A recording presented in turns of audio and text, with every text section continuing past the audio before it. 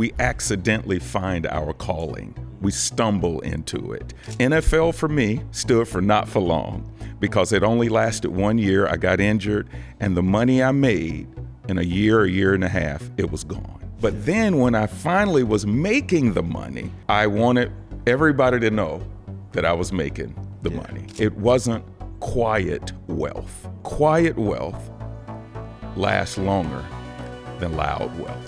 Those critical wealth building years that can take you throughout the rest of your life are between what you do between 25 and 40. The two things that I have seen keep people from reaching their financial potential is number one, it has to work or it has to work. Welcome to Circle of Greatness. I'm your host, Nehemiah Davis, and we're back with a super special episode, man. I always love when I get an opportunity to hear from, what I like to call a legend, right? Someone who's been in the game a long time, who truly understand finance, who truly understand money, who truly understand getting to the next level, who truly understand faith. Best-selling author, entrepreneur, church leader, pastor.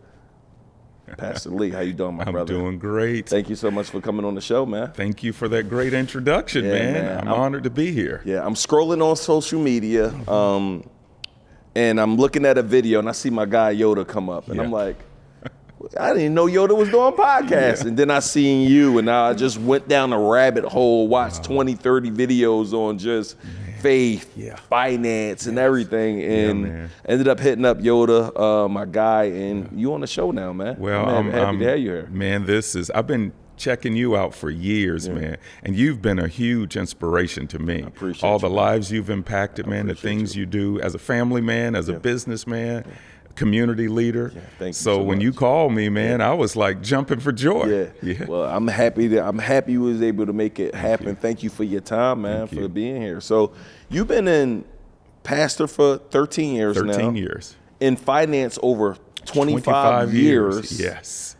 And we're talking about who put you on finance? Like, it's like I just had a previous episode. I'm like, when you were in the game 25 years ago, they were doing stocks and options. Yes. They were doing money management. They were doing high yield savings accounts. Yes. They were doing annuities. They were doing cash value life insurance. Things that we as a culture are just learning about over the last 3 to 5 years. Like respectfully, not respectfully, like just because I don't want my audience to think, oh, you're holier than thou. Like, I just got insurance properly with my family and life insurance less than 5 years ago. I understand. I never had nobody privy to really, Neil, you really needs to have this. And I had someone teach me about the stock market, but he didn't drill it in my mind to really make me understand the true importance of it.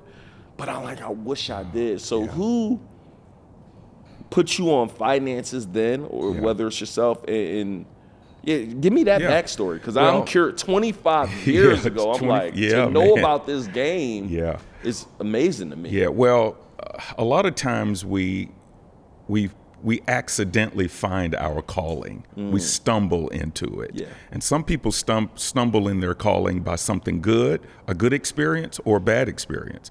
Mine was more a bad experience. Two things. I grew up in the inner city of Atlanta. We grew up living paycheck to paycheck. My mom and dad just struggled a lot. So I didn't understand anything about wealth management, financial strategy. I did know something about financial survival because that's what it was all about. How can you make it to the next month? I was good in sports. I got recruited out of high school by some of the biggest football programs in the nation, Michigan, Ohio State, Florida State. I chose the University of Tennessee. I started at defensive back my sophomore year. And some of the guys who were a little older than me, they were playing in the pros. So I said, I'm good enough to play in the NFL. And sure enough, I got drafted by the NFL coming out of college. And like a lot of 22-year-olds, 21-year-olds, the worst combination is to have money and immaturity, or money and the lack of knowledge. And that was me. Wow. Money and the lack of knowledge. Those two combined aren't a good thing. So NFL for me stood for not for long because it only lasted 1 year. I got injured, and the money I made in a year and a half, it was gone. But not only was my money gone, a lot of my friends who got drafted with me, who played a couple of years, maybe even more, they didn't do good stuff with their money because a lot of us didn't know how to handle money. So I went on this journey about, I don't want to be broke again. And I know there's information out there that I don't know because I got drafted by the New York Giants. And I was right next door to New York City. I would go over to the city, see people in suits, see rich people. I said, I want to know what they know. I want to know what the stock market is all about, what Wall Street is all about. So to make a long story short, I ended up interviewing with some firms after my football career was over, got hired by one of the top firms in the nation, and spent 25 years in the investment business, reached the level of vice president at 2 different firms, and managed money for multimillionaires, even a few billionaires, and made an incredible living, became a millionaire before I was 40 years old. Wow. Now that's common nowadays, wow. But back in the 1990s, we talking about over 30-something years ago? Yeah, over 30-something years ago. Being a millionaire 30 years. That's I exactly didn't even know right. what a millionaire was. Yeah. Wait, well, I was born, but I'm talking about I didn't learn about what a millionaire was till maybe 17 or 8, but I never knew I was 16, I didn't know I could become one. Yeah. Wow. Well, so basically I learned the money game. Yeah. I was trained, by the way, when I got hired with that major Wall Street firm, I worked in New York for my first 6 months, and then I came back to Atlanta, which was my hometown where I wanted to start my career. Can I ask you a question before you go deeper? Because I'm curious. You said I played in the NFL for a year. I got injured. I hear that from a lot of people. Yeah. Can't you recover from an injury? It depends on what the injury is. What injury did you have? Unfortunately, I had a knee injury. Yeah.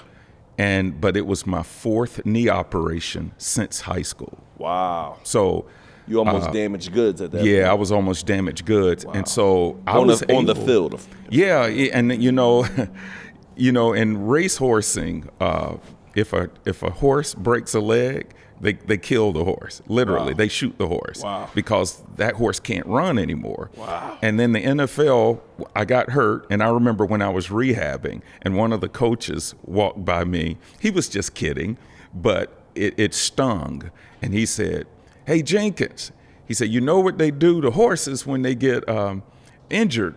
He said, "They shoot them." He said, "So you need to get well real quick." Wow. In other words, if you don't, we're not going to shoot you. We're going to cut you. Wow. You're going to lose your job. Wow. Because your body as a pro athlete is your commodity. Yeah. So the bottom line, I got hurt and I came back my 2nd year. I rehabbed everything and I wasn't the same, and they flunked me on the physical. So even before you get on the field, you have to take a rigorous physical to see whether or not your joints can stand the pounding and all kind of tests. And I didn't pass the test because I developed arthritis in my knees. Yeah. So you got any of that old memorabilia? I do, man. You got to come over my house one day, man. You got the jersey and everything? I got the jersey, man. I got the last jersey I played in. Yeah, I got jerseys. A lot of my teammates, man, went on. Like my best friend was Reggie White, who was all-pro defensive lineman in the Hall of Fame. I got his Green Bay Packers jersey. Yeah. So, yeah, man, I still still hung out with all my friends in the NFL. I would go see them, and they ended up becoming clients of mine. Wow. Because, I was a good student, and so when I got in the business, they listened to what I had to say. They listened to my pitch. Yeah. And so I built a business on a few pro athletes, a few entertainers like Kirk Franklin and many others who are great friends of mine, and they say I did a good job for them. Yeah. And then a lot of entrepreneurs. And then I managed endowment funds for some of the HBCUs. Yeah. So I was able to help people build wealth. And in the meantime, I built wealth for myself. But it wasn't all through my income. Now, income, it was good, but a lot of it was through what I learned from investing and stocks, bonds, mutual funds, stuff that I did not know anything about until I was out of college. Wow. That's so you were telling me how you got in the money game. You were telling me about how did you get your first client, right? How did when you, I'm sure you were devastated after realizing you were. What was your thought in that moment when you like, dang, you worked so hard to get to the NFL? I don't know. I doubt you. Most people don't got a plan B. These kids now, like I'm going to the league, and some of them not even great to be saying, but that's the goal and the dream. And there's a very slim chance that people will ever go play professionally. But you made it, and then like I'm just trying to think, how did you recover mentally, and how long were you in that mindset of just? I think I was depressed for my first 6 months. Okay. And some of that was, I don't know if I was clinically depressed, but I was experiencing an identity crisis.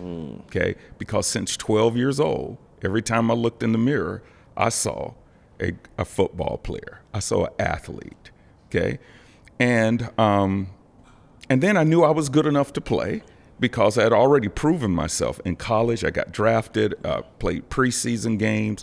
But the bottom line is my body did not hold up. Yeah. So there were a couple of things messing with my head. Number one, my dream was shattered.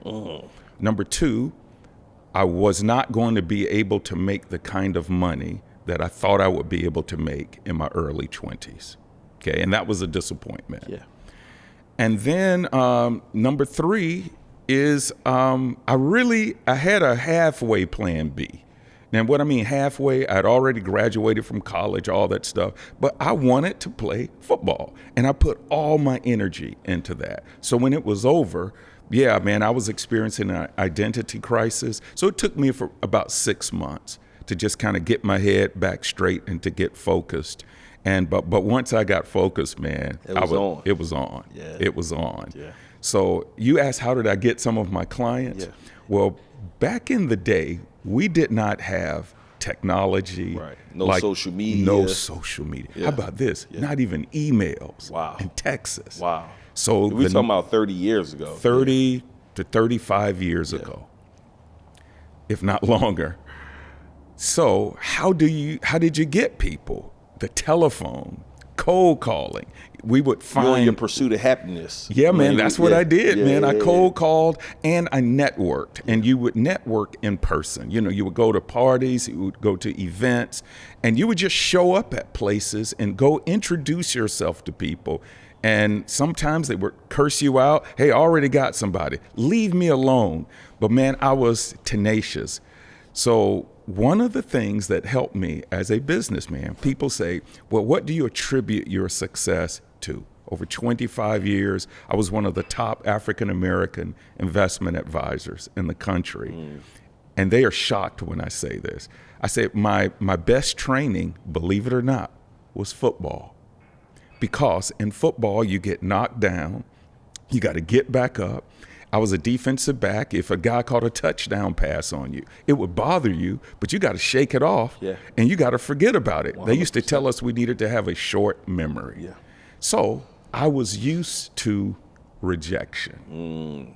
I was used to what some people call failure, but when you're in sales, because at the end of the day, I was an investment advisor, but I was a salesperson. Yeah. If I couldn't convince people to trust me to handle their money, then I would starve. So I was in sales. And what did I sell? Investment products, people's dreams, people's future, by helping them to prepare financially. What's some back then, your high level people, what products would you sell to them? Like what were products? Because I hear it now, you become your own term, policies that convert the whole. I'm not privy of all of this, but back then, what were you selling to affluent people to help them maintain what they're doing? Same as today. Yeah. I would sell stocks. I would pick stocks. Yeah. I was really good at it too. And by the way, 35 years ago, there was no E-Trade, Swap. Swap. Well, Swap was, but they weren't even popular. Yeah. And people had to call me. I was their stockbroker. So that what I seen on like these movies, that's real. Like you got to write them in, or That's that right, was man. for real. That was for real. I used to have to write the ticket, man, and go and put it in this thing. Wow. That was real. That was real. Yeah. And then clients, if they wanted to know what their stock was doing, we didn't have mobile phones. Only super rich people had mobile phones, and they were huge, man. They were about that big. Yeah. So the bottom line is, people would buy stocks and they would heavily depend on their stockbroker, which was me. So I put people in stocks. I would study companies very much like they do today. And then, of course, bonds and then mutual funds. And then we would do stuff. I was licensed in a lot of different areas, insurance. So I would do a whole life insurance policies, especially for my very wealthy clients, and they were used as an estate planning tool. It's not like they needed the life insurance, but what they wanted to do is to have enough life insurance so when they passed away, the life insurance would pay for their estate tax. Wow. Because, and it is today too, I'm not sure exactly what that number is, but if you die with a certain amount of assets, do you know the government will tax you on your assets over a certain amount? Wow. So if a person is worth, I'm just going to use some general figures, $50 million in assets. And let's just say that threshold is $10 million and you die. Well, of course, you can pass it on to a spouse and so forth. But after the spouse dies, that estate becomes taxable. Right. So if that threshold is 10 million and you're worth 50 million, you have to pay taxes. They call them death taxes on $40 million. Wow. So a lot of wealthy people today. The government going to get theirs. Yeah, man, they're going to get theirs, and they get it twice. They've already taxed you. Yeah. And then they come back. So the bottom line, I would help very wealthy people plan for their estates by investing and by ensuring that their money could last for generations. And a lot of times I did that through life insurance products. Wow. Jeez, it's just... Yeah. It's been around forever.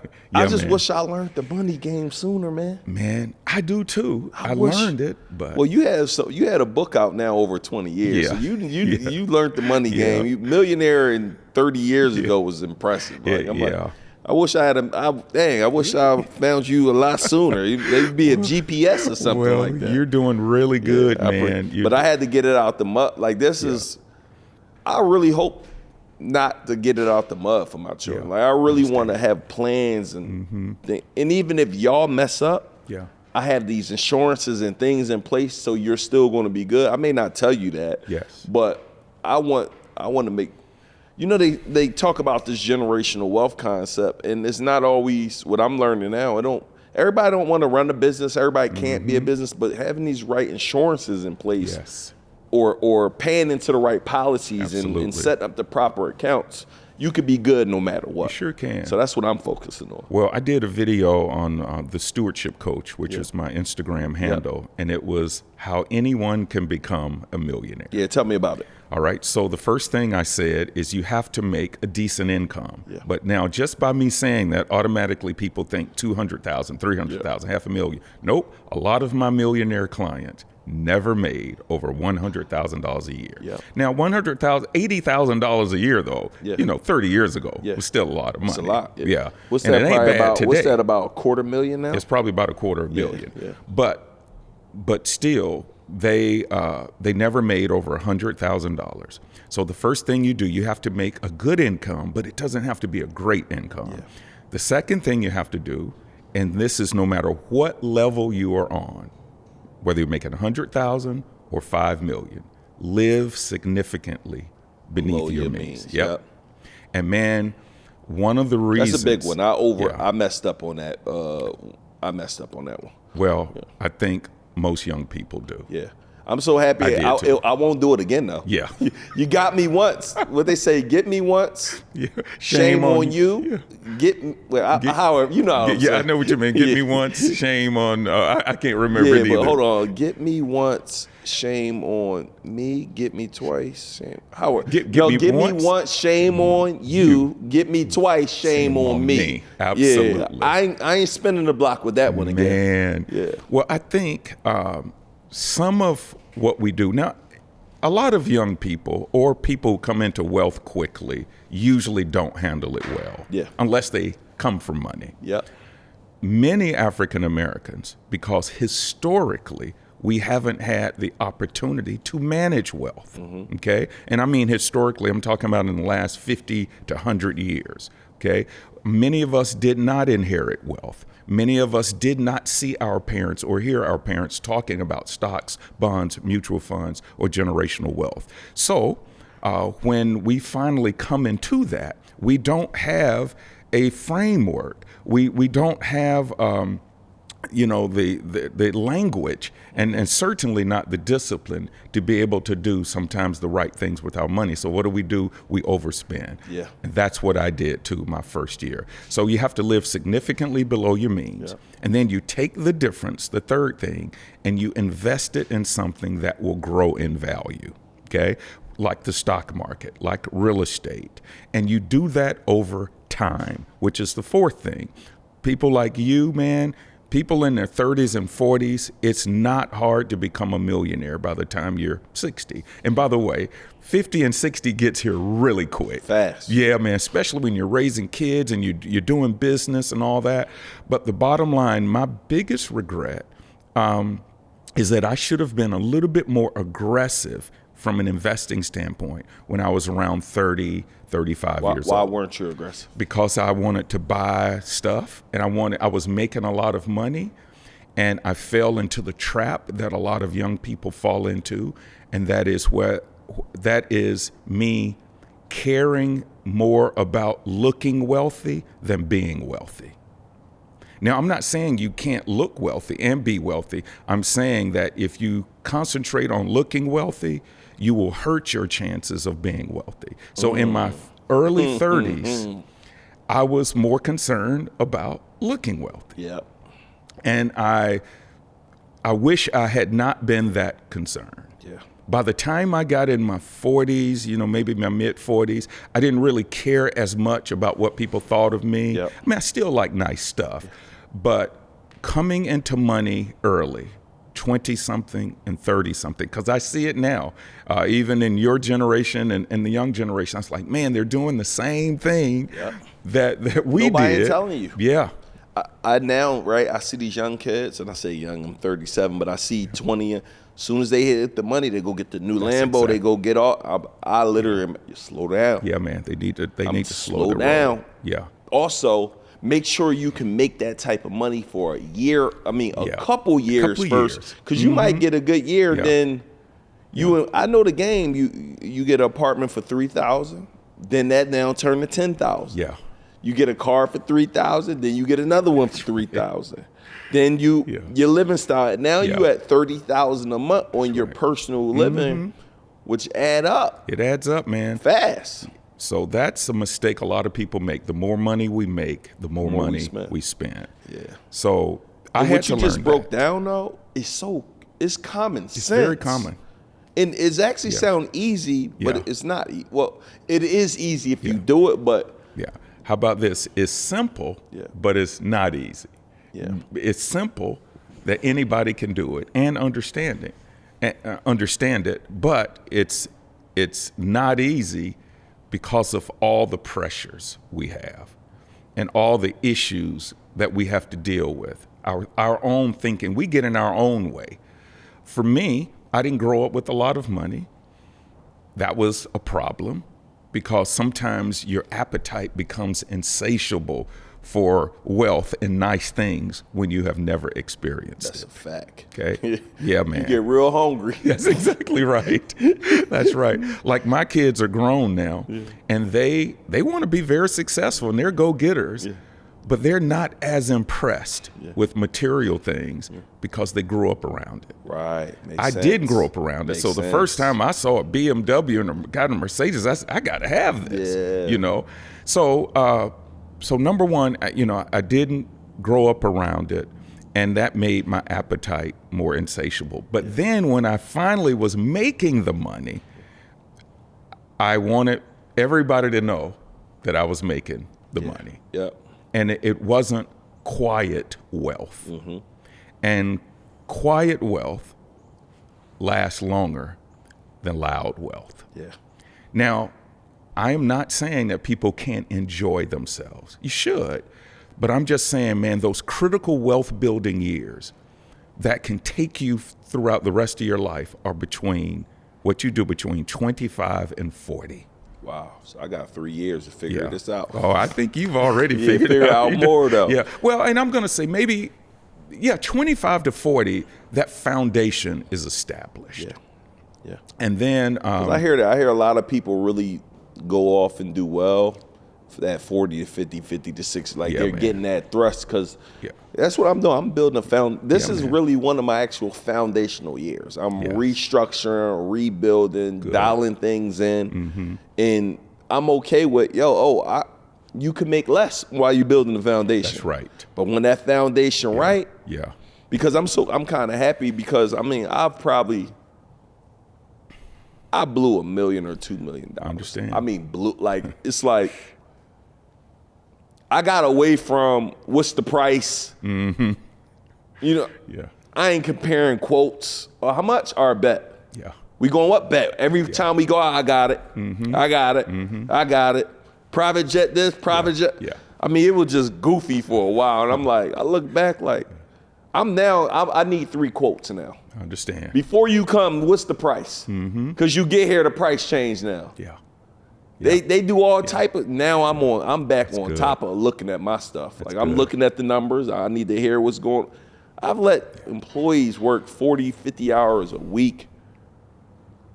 And this is, some of these are maybe even some of my offshore, but one of them in particular, I'm like, it's only $5 an hour, right?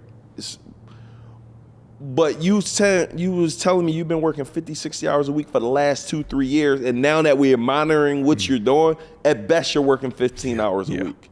Yeah. You got over on me for 2-3 years, but that's my fault because I wasn't checking on you. Yep.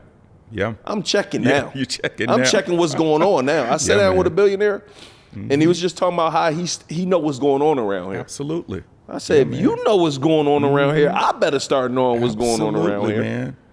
So I worked with a lot of multimillionaires back in the day. Yeah. Okay. And this was, again, 30-something years ago for some of these people who were worth tens of millions of dollars. And man. And that's hundreds of millions. And that's hundreds now. Yeah. And man, they were extravagant with the things that they cared about deeply. Yeah. But it was only a few things they were extravagant about. Yeah. Okay. Their house was nice. They had maybe one luxury car, and they would take their families on 1 or 2 nice vacations a year. Other than that, they were a cheapskate. Okay, I would take them out to lunch, man. They were not going to pay for it, and it's just that. And then they got 3 or 4 quotes. They would haggle over $5. Yeah, because they were all about value, and they became, deca millionaires is what we used to call them. Now they're billionaires, some of them. And we have the wrong impression of a lot of super wealthy people. They are very tight with money. Yeah. And when they do spend on quality, but they are very You think particular. They got there not paying attention? No, they got there paying That's attention. What I'm trying to say. People be like, yeah, you got it. That mean you gonna overcharge me? What you talking about? Yeah, like, man. I didn't get it by not paying attention. That's exactly right. So I'm going back now to reviewing the contracts. I'm checking the numbers. I'm making sure things is right now. And trying to get you a deal on it 100%. Instead of just automatically paying. They say a full price is a fool's price. Yeah. Ooh, I like that. That's so I heard somebody say that a full price is a fool's price. I said, all right, say no. Yeah. I'm negotiating everything. I'm back to that now. You're doing great, man. Yeah. And but all of us have to learn some lessons. Yeah. My lesson was that first year in the NFL and coming out and saying, man, I could have established a much better foundation. Yeah. Then my second lesson was when I started making a lot of money in my early 30s, I spent too much. Yeah. My third lesson, I couldn't help. And this is something you haven't asked me about, but I do want to talk about it. Need to hear it. Man, in just about everybody's life who I know who built significant wealth, they experienced at least one downturn. Yeah. And it doesn't necessarily have to be their fault. It could be the economy. And man, 2008, 9, and 10 crushed me. And the stock market went down because we had a recession. Housing prices went down. So by this time, I'm heavily invested in the market, heavily invested in real estate. And everything I was invested in got crushed. In over a 3-year period, I lost about 50 to 60% of my net worth. Wow. And that was a watershed event for me, because I was like, man, you can build wealth, you can do the best you can, but there's still no guarantee in life that it will always be here. Yeah. So that's why I'm passionate about faith and finances. Yeah. I'm passionate about people building wealth, but I want people to understand that money is just a tool. Yeah. And as good as it can do for you, it could let you down too. Yeah. And don't put all your trust in it. Make it, hustle, be the best you can be, and enjoy it. But just don't put all your trust in it. Yeah. How you recover from those 2-3 bad years? Man, it was tough. First of all, it was tough on my self-esteem. Yeah. Because here I am, successful, living in a big mansion. Did you have to downgrade? I did, Yeah. but I was going to do it anyway. It just happened a little quicker. Yeah. And the reason I was going to do it anyway, my kids were getting older. They were getting ready to go to college. So my wife and I had already been talking about it, but it sped it up. Yeah. Okay. But I did downgrade. And by the way, once you downgrade some things in your life, sometimes you're happier. Yeah. And I remember saying, man, did we really need a house that big? Nothing wrong with a big house, but I was happier. Of course, I was financially better off rather. So here's what I did. First of all, I had to get lean and mean. I had to go back to some of the principles that I had been telling people about. And that is getting on a budget, okay, really scrutinizing what I should spend my money on. And I just went back to the basics, okay? So that's what I did. Went back to the basics. We cut our spending. We literally went on a credit card moratorium. In other words, no credit cards. Yeah. If we can't pay cash for it. You went on your Anthony O'Neill. I sure did, man. Dave Ramsey and Anthony O'Neill would have been very proud of me. Yeah. And I did it. And by Susie the way, Orman. Yeah, and Susie Orman. And man, something incredible happened. My habits financially became better. And I made a couple of vows to myself. And one vow is I said, I'm not going to put anything on credit, like especially just regular stuff. Yeah. Now, there's nothing wrong with going into debt for certain things, but there are certain things I said I'll never put that on credit. Yeah. And so credit cards, it's like foreign to me. Yep. In terms of having a balance on it. I'll use it, pay it off. Yep. So the bottom line, man, we just got lean and mean, Yep. reestablished some priorities. We're very aggressive on our savings, and probably within a 5-year period, maybe 6 years, back to millionaire status. However, I did have to diversify more, because by this time I was a pastor. And that's a whole nother story. Yeah. And so I had multiple streams, doing a lot of things, just getting my hustle on and not depending on one source of income like I used to when I was an investment advisor. Wow, that's good. I mean, I've heard one source of income is too close to none. Yeah. Ooh, You have to have anything can happen. You gotta have things in order. I want to talk to you about this. You talked about faith and finance. How important is finding the right significant other in this journey? And what's your suggestion for the new class of people finding a significant other when you're at a much better position in life now? Like like for me, I don't have to worry about dating and knowing if someone's with me for me. I was with my wife when she had a better, we worked at the same job. Yeah. She made more money than me. It's never been a money thing. Yeah. Like in real life, I can't count my wife since we've been together, I can't count more than 10 times that she asked for something financially. Like I can't, can you buy me a bag? Can you, I can't even, I'm trying to sit here and think of a few times where she's just very modest, just real like kind of chill. Yeah. But things has changed nowadays. So how do you know I mean, I don't know the formula. I be trying to be like, how do you know? I'm like, I honestly don't know, but I do know marrying or being with the wrong person. They said, right or wrong, something around it will determine 90% of your happiness or misery. The wrong person. Yeah.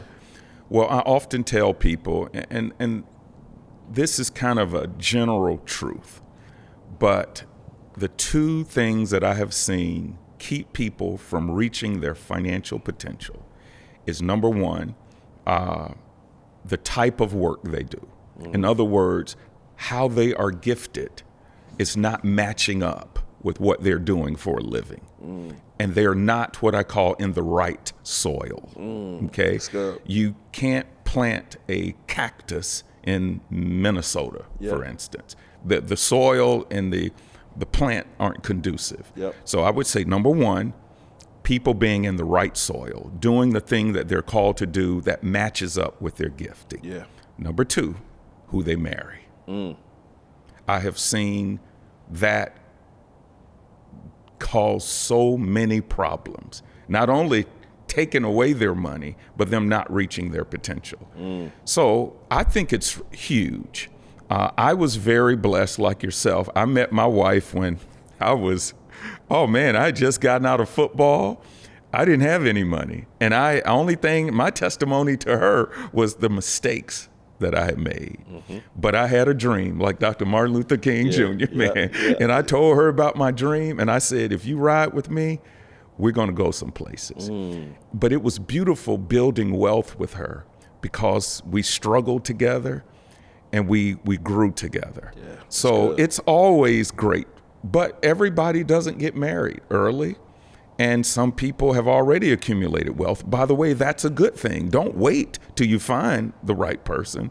Do your thing. Buy that house, buy that real estate. I still think, for me, I don't know if it's a right or wrong, but I don't think you should be married to at least 25. For me, I think you're too young to make that decision. You trying to figure yourself out. I'm just learning stuff about myself at 37.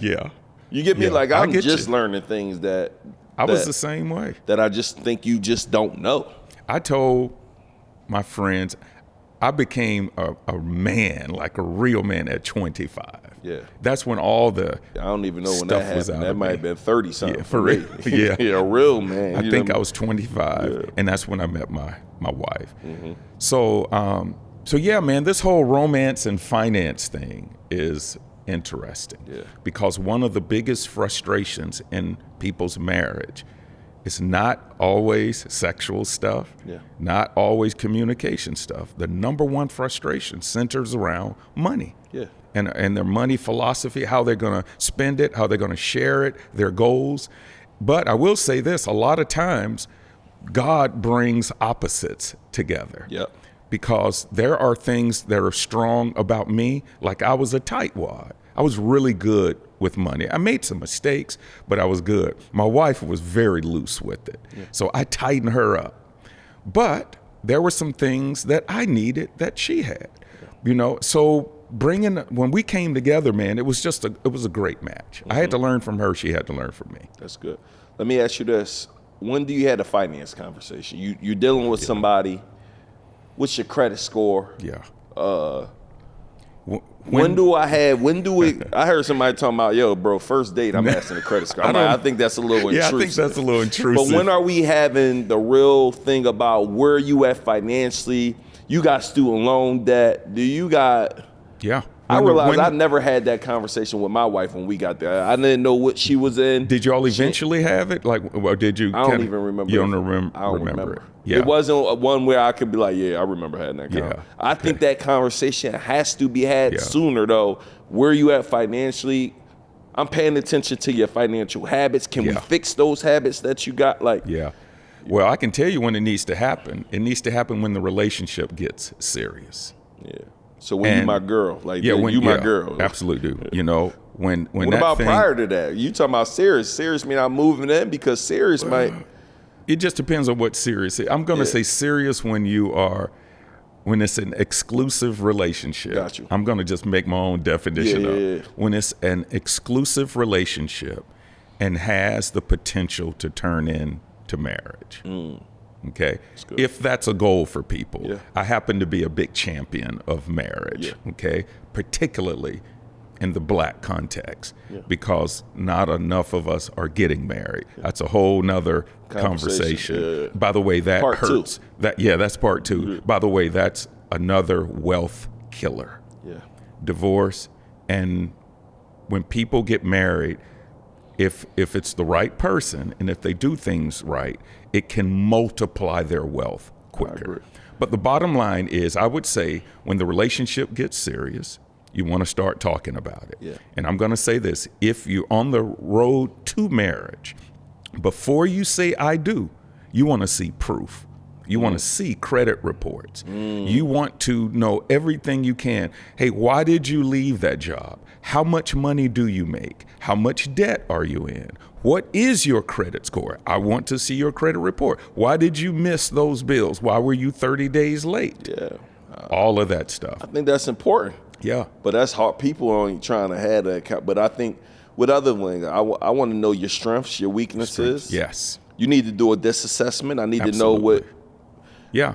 I mean, if dreams, goals. Yeah, I think all of that. That's a serious sit down like that. I think people got it. I think that would help a whole lot. Yeah. Are you ambitious? Yeah.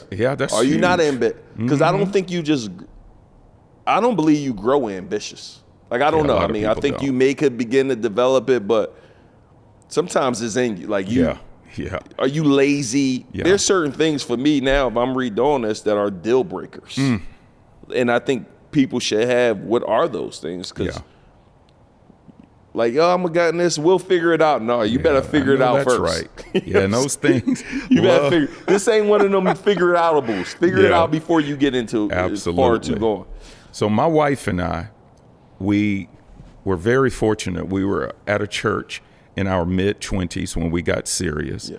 And the pastor he said, before I marry you all, not only do you have to go through premarital counseling, but you have to go through financial counseling. That's good. Yeah. So we had to present our credit reports to each other, how much debt we were in, how much money we made, what our financial goals were, and we did all of that. Now, mine looked pretty good. Now, I had blown some money, but because I got a nice little signing bonus when I went into the NFL, I had no debt. I didn't get my first credit card till I was 27 years old. Yeah. Well, my wife was the opposite. She went to the University of Southern California. She had all school loans, used a credit card, but at least I knew that. So I joked with her. I said, when I said I do, all of a sudden I was in debt about $30,000 or $35,000. Those two words. Wow. But my philosophy is, and I base a lot of my financial philosophy and life philosophy on the Bible. That's kind of my playbook for life. Yeah. So my philosophy was and still is that the two are one. Yeah. So when I told her I do, she became my wife. Her debt became my debt. And so we together aggressively paid off the debt that she brought into marriage. Wow. AO mentioned something like that. If I'm really in it, I'm in there. I was in all the way. Hey, if she came into the marriage as a millionaire, I would have wanted to benefit from that. Tell me what you think about, you got prenup, you got postnup, you got, what's your thoughts around all of those different things? I have two philosophies on prenuptial agreements. And again, my worldview is based on the Bible. That's my playbook for life. So, yes, I believe that couples should go into marriage, particularly if they don't have a whole lot of assets, with no prenup. Yeah. Okay. But it gets a little bit more complicated if you've built wealth and then you meet somebody. And so I don't have a problem with people protecting what they have before the marriage. Okay. But I still think when people build together, they ought to build together. So, and then of course, second marriages where you have children from previous marriages and so forth, definitely prenuptial agreements and those kind of protections need to be put in place. What about a postnup? Got married already. That's when you got married Wait, is that how that I goes? think post. I'm not as familiar with post. Okay, post-nut, yeah. That's when you got married. Yeah, it's basically like you got married and you like, well, I forgot how it feels. Yeah. But we'll add that on we'll part add two. that in there. Okay, we'll do that part two because I'm not as familiar. What else are you telling marriages to almost informing that? What else should you be looking out for or doing to keep this thing going? As you're a component of, you want to see more marriages, especially African American married. Like, what are some components to keeping these things together? Yeah, well, sure, communication or what? Well, yeah, it's a lot. By the way, African Americans have the highest divorce rate. Mm-hmm. We have the least amount of wealth from an ethnic standpoint compared to whites and many other ethnic communities, and we have the biggest single population, and so we're very unmarried. And we are not very wealthy compared to how other ethnic groups have grown their wealth. There's a tremendous wealth gap. Yeah. So one of the things that I am a proponent of is building wealth and people getting married. Yeah. Okay, because it just does so much from a wealth standpoint, from a family standpoint, and then just having families together, it can be tremendous. So what I tell people to do is, number one, you got to make sure that you are healthy as an individual. Mm-hmm. Two unhealthy people coming together create an unhealthy marriage. Yeah. So the best way to have a great marriage is to make sure that you are a great single. Yeah. That you are healthy emotionally, that you are doing the best that you can financially, and that you have a good spiritual foundation. Mm-hmm. And so a good marriage doesn't start when you say, I do. A good marriage starts while you're single. Yeah. And so you want to come into the marriage as healthy as you can be. So that's number one. So I do a lot of teaching to single people and encouraging them to just get their act together. So when that Mr. Right or Miss Right comes, that you are prepared. That's good. Then working on you. Yeah, you're working on you. That's so important. And again, in a lot of different areas, emotionally, financially, physically, and spiritually. You got to work on you. That's good. Secondly, once you get married, you still have two histories colliding. Mm-hmm. Okay, it's a joint venture. And I don't care how in love you are, it's not always easy to merge two great companies. Yeah. Okay. In the business world, and it's not easy to merge. So there's a lot of give and take. There's a lot of sacrifice. There's a lot of compromise. I never heard the concept like that. That's good. You basically bringing two entities together to make work. That's right. They got different components. That's right. Of success and failure, and just that's good. It's very much like a business merger. Yeah. When we hear about these mergers happening, man, we read it in the paper, and it looks like, oh, that's a great marriage between this company and that company.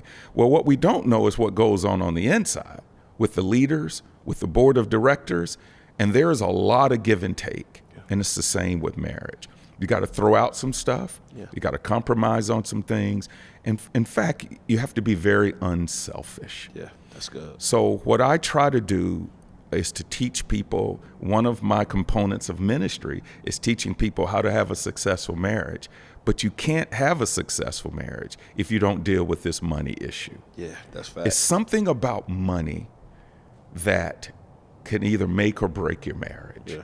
Man, can you do a class? I need you to do a class to my audience on just this money and finances and marriage or something. Can you I do would something love like that? to do that. We got to put, hey guys, if you're looking at this, we might have something in the description. I need him to break this formula down. After doing this for so many years, you know a little something. Yeah, I know a little something. By the way, I've been married for 37 years. It'll be 37 years. Wow.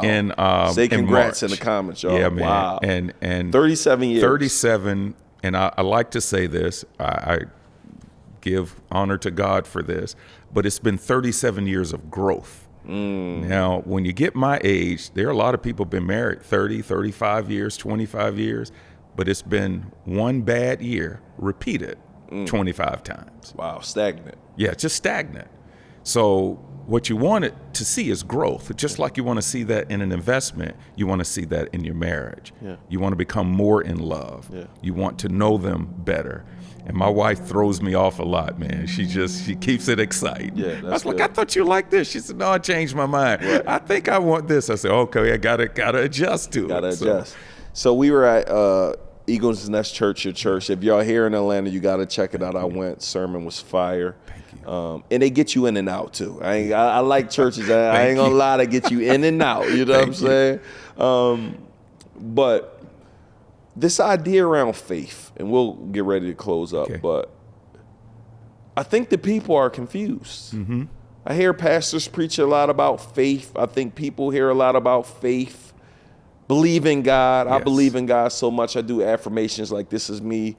But I believe, I don't know, you let me know, but I believe people think you can pray only, and I don't know, you know this more than me, and you're going to will your way to the thing without actually working.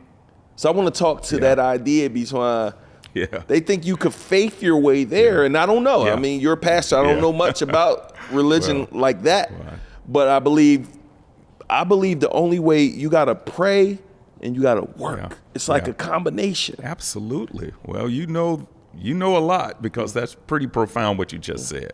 I like to say it like this. You have to work like it all depends on you, and you have to pray like it all depends on God. Ooh, that's good. Say that one more time. You got to work like it all depends on you. Yeah. Hustle. Give it all you got. Yeah. Wake up in the morning, get it on, work late, do whatever you need to do, like it all depends on you. Yeah. But then you got to get on your knees and you got to pray and hopefully have a relationship with God, like it all depends on him. Yeah. And you put those two together, your faith and the work. And so even in the Bible, man, it says faith without works is dead. So a lot of people of faith are lazy. To be quite honest with you, they hide behind their faith. They hide behind the Bible. They hide behind church, because it's easy to talk about stuff and just treat God like God is a genie in the sky, where I just rub the lamp or some kind of good luck charm. Yeah. And man, you got to work. Yeah. And there's a great parable in the Bible. It's the parable of the talents, and it's about these guys who got a certain amount of money. And one guy hid his money, and the other two guys multiplied their money. And so when the master came back, he came to the guy who hid the money, and the guy said, hey, here's your money back, master. I'm giving you back exactly what you gave me. And then the other two guys, they said, here's your money. I'm giving you back more. And the master scolded the guy who gave him back exactly what he was given. So here's the lesson. As people of faith, we're supposed to multiply what we have. Yeah. We're supposed to get better. So if you got a business, if you have money, if you have a talent, you should wake up every day saying, how can I be better? How can I multiply what I have? That's good. Powerful, man. Well, thank you so much. Today's been an awesome show. Let everybody know how they could stay in tune with you and connect with you. Thank you for being here, and leaving with a word of encouragement. Man, thank you. Well, I just want to tell you that no matter what you're going through financially, great. I just want to tell you, no matter what you're going through financially, you can make it. All you have to do is go back to the basic things and the fundamentals and just have faith in God, work like it all depends on you, and pray and believe like it all depends on God. So here's how you can contact me or follow me on Instagram. I'm at The Stewardship Coach. That's The Stewardship Coach on Instagram. And of course, you can go to my website, Lee Jenkins Stewardship. Or you can go to eaglesnestchurch.org, which I'm a pastor of a dynamic church in Roswell, Georgia, right outside of Atlanta. Let's get it, y'all. With that being said, can't wait to see y'all on the show. Can't wait. With that being said, y'all, what an amazing show. Can't wait to see you on the next one. Peace.